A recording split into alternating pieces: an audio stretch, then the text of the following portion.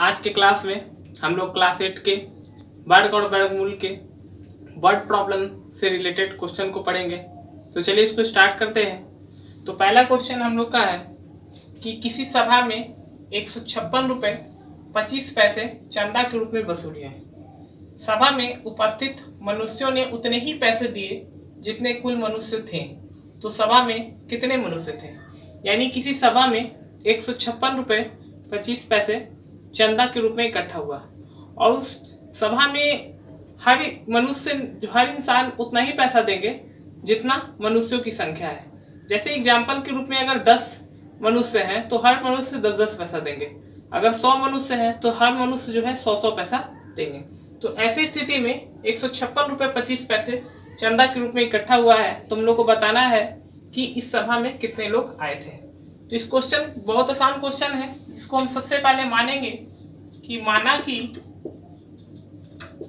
सभा में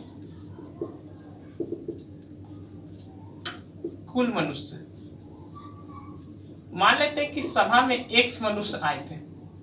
ठीक है, इस सभा में कुल x मनुष्य आए थे।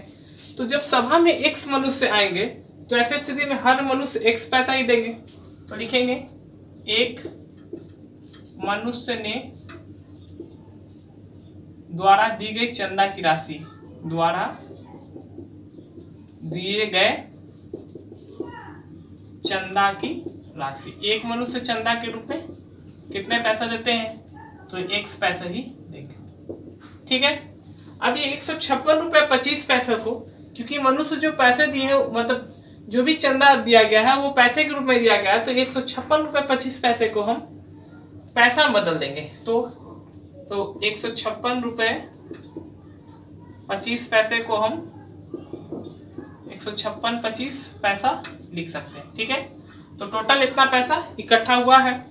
तो x मनुष्य और x रुपया चंदा के रूप में दिया गया इक्वल टू 156-25 के बराबर होगा। इसको हम x स्क्वायर लिख सकते हैं और इसका अगर हम वर्गमूल निकालेंगे तो भाग विधि से हम लोग वर्गमूल पढ़ चुके हैं। तो इसको हम लोग निकालेंगे भाग विधि से वर्गमूल। पहले पेयरिंग करेंगे 1 1 2, यहाँ 1 कैंसिल हो जाएगा। फिर इस 56 को लिखेंगे 2 बार में, तो 2 बार में 44 12 25, 5 बार में। तो इस प्रकार से 125 इंटू 125 में 125 के स्क्वायर में ये आ जाएगा। ठीक है, इस स्क्वायर से स्क्वायर को हम कैंसिल कर देंगे और x बराबर हो जाएगा 125। यानी सभा में मनुष्यों की संख्या कितनी हो जाएगी? 125। तो इस प्रकार से ये क्वेश्चन बन जाता है। बस इस पे हम क्वेश्चन को बनाने के लिए इसका वर्गमूल निकाल देंगे। वर्गमूल निकालने पर ये क्वेश्चन बहुत आसानी से बन जाता है। तो अब हम लोग एक और क्वेश्चन को देखेंगे। ये क्वेश्चन भी पिछले क्वेश्चन से ही रिलेटेड है। यहाँ क्वेश्चन है कि एक क्यारी में फूलगोभी के 7056 पौधे पंक्तियों में लगाए गए।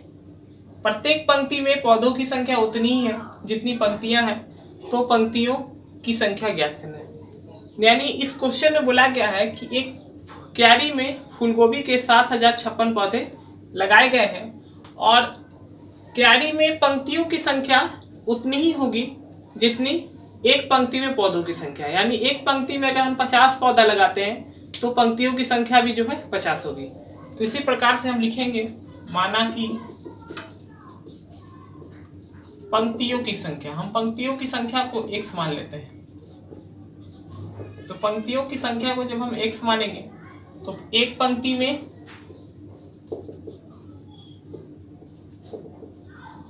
पौधे की संख्या भी x होगी,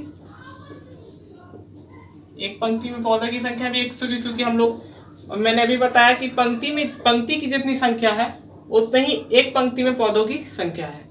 और इन दोनों को जब हम मल्टीप्लाई करेंगे x इंटू x तो ये 7056 के बराबर हो जाएगा।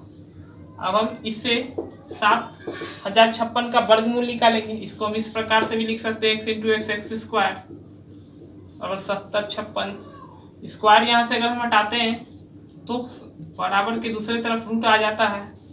अब हम इसका वर्गमूल निकालेंगे, तो वर्गमूल निकाल के दिखाते हैं। 7056 तो पहले यहाँ पे एडिंग करेंगे। अब ये 8 का स्क्वायर 8 बार में 64, 656, ये 16 हो जाएगा और ये 4 बार में लग जाएगा। तो इस प्रकार से इसका वर्गमूल 84 आता है। तो x बराबर 84 हम लोग का क्या हो जाता है आंसर, यानी पंक्तियों की संख्या 84 होगी। तो इस प्रकार से हम लोग वर्ड प्रॉब्लम से रिलेटेड क्वेश्चन का वर्गमूल कैसे निकालेंगे इसको हम लोग सीख लेते हैं।